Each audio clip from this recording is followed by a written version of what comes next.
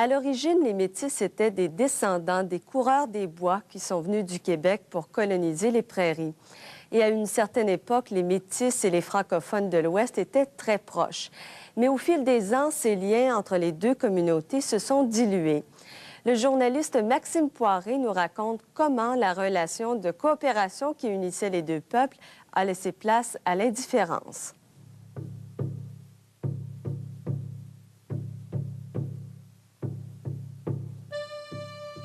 Lorsqu'on se retrouve à Batoche au coucher du soleil, on ressent une grande émotion.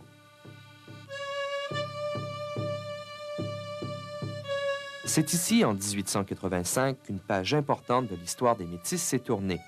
L'armée canadienne écrasait leur révolte dans le sang. Jusqu'à cette époque, les Métis représentaient une force incontournable dans l'ouest du pays.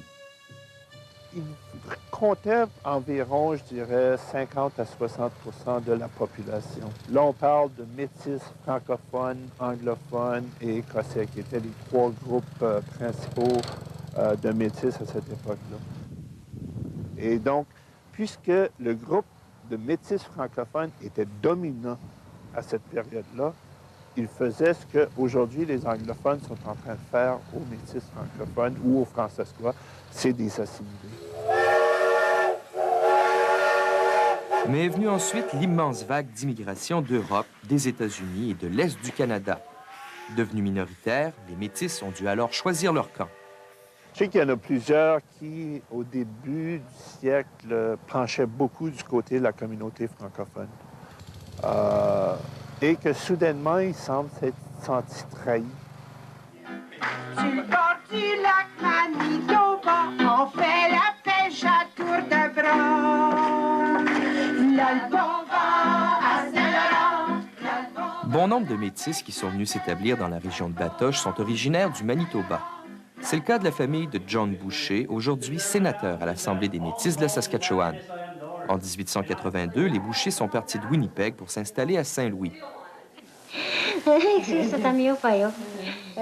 À cette époque, et c'est toujours le cas aujourd'hui, les Métis parlaient le Michif, un mélange de français, d'anglais et de langues indiennes comme le cri.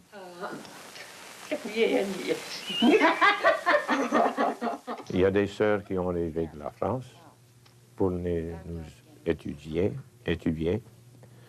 Alors, nous autres, jusqu'à moi, mon âge, quand j'ai été à l'école, on parlait métis. Alors, arrivé à l'école, on parlait, hein? Oh! Attends une minute.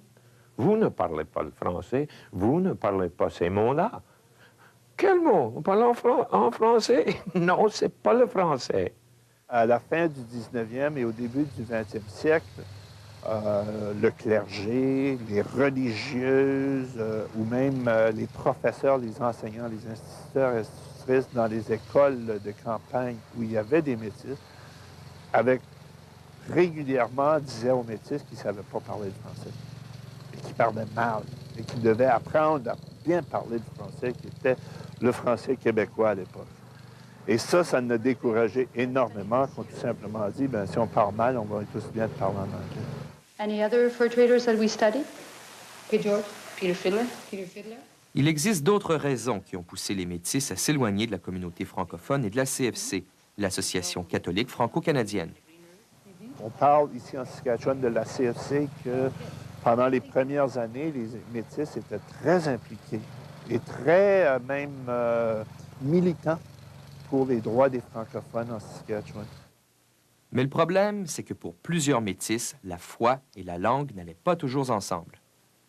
À la CFC, les francophones blancs n'étaient pas militants et suivaient de très près leur clergé, tandis que les Métis, puis ça avait commencé avec Riel en 85, étaient prêts à aller à l'encontre